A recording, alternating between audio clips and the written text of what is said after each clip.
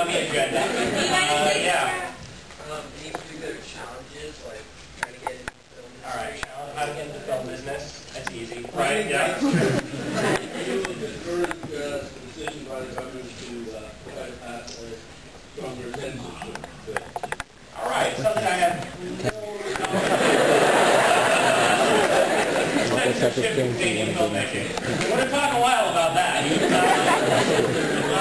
Great. I'm going to start with a story that has nothing to do with filmmaking. It's just a funny story, and I think you'll like it. When I was, God, I was like 6 or 7 years old, I was in the car with my mom. We were going for a ride, and I looked over and I said, "Mom, what's a hooker?" Sorry. And she had read in a book somewhere that if your child asks, they are ready to know. She was very nervous, but she's driving the whole time. She started, so she said, "Well, you know, Jason, how we talked about where babies come from when a mother and a father would like to have a baby, they make love, and that's where babies come from. And well, sometimes mommies and daddies they make love not to have a baby. They just make love, and sometimes it's not even mommies and daddies. They'll make love, and sometimes there's a woman and she makes love, and that's her job." And apparently I went into a silence for about 20 minutes. I just stared at the windshield, trying to understand this information. And after that 20 minutes, I finally looked back and I said, "No, like a hooker for fishing?" It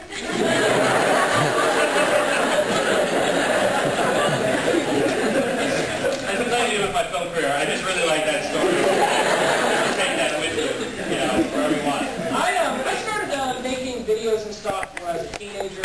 My high school had a video program. We had a tape-to-tape editing machine. And I started making short films. I made a commercial. It was actually an AIDS public service announcement. And it was the first thing I ever did that actually got shown. It got shown on television and won a couple awards. Remember, they gave me an award at Dodger Stadium, which is a very strange place to receive a film award. And that was the first time I ever felt like, when I actually could do this.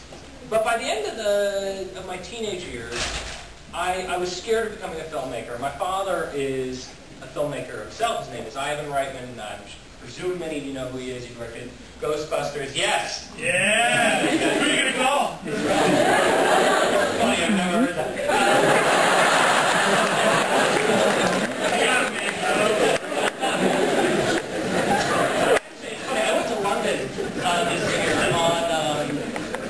On a Juno trip. They showed Juno at the London Film Festival, and I lost my luggage, and I got to London, and I needed to buy clothes, and I can't fit in, British clothes, because they're all skinny there, and I'm Jewish, and I have clothes, and I found an Urban Outfitters. I was like, oh, okay, good, it's in American style.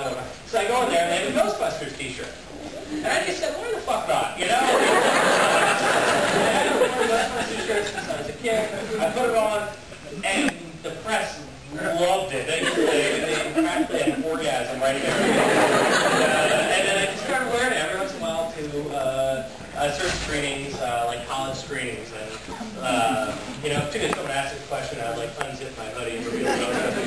It was like, I'm Superman. God, what was I talking about? So, my father's a filmmaker, and that scared me, because I know how people think of the children of filmmakers. The presumption is if you're the son or daughter of a filmmaker, then you're a spoiled brat, you have no talent, and most often you have an alcohol or a drug problem. And I said, okay, well, this is what I'm going up against, is that if I go try to make a movie, this is what people are going to presume, and I'm going to be fighting this my whole career. And I'll be living in the shadow. Why would I want to do that? So I went to college, and I actually went pre-med. Yeah. It's great when you can say, I went pre-med, and people laugh at you.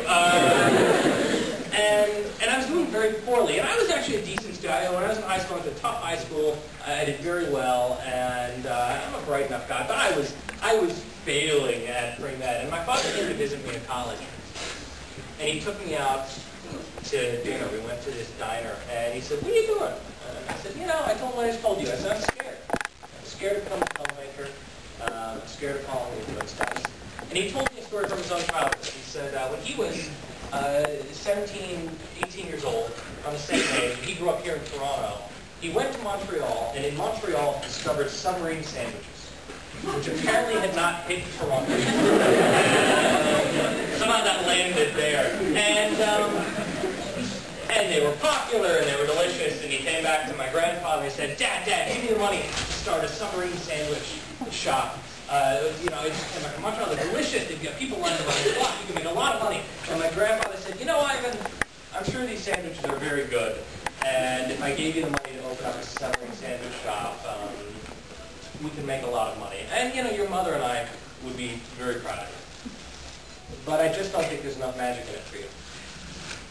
And off of that advice, he went to college, and he was a music maker. He actually got, not many people know this, he went to college on a music scholarship. He started a film club and became a filmmaker. And he told me the story. He said, Jason, there's no more a noble profession than being a doctor. If you became a doctor, your mother and I'd be very proud of you. We'd be over the moon.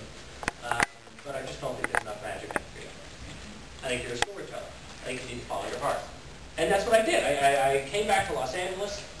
I went to USC, and I went to the head of admissions. It was 3 days before the semester started. And I went to speak to her, and she had no time to talk to me, no appointment time at least, so I walked her to her car, and I pitched her all the way to her car, why to let me into the school. And I swear to God, I ended with, help me come home.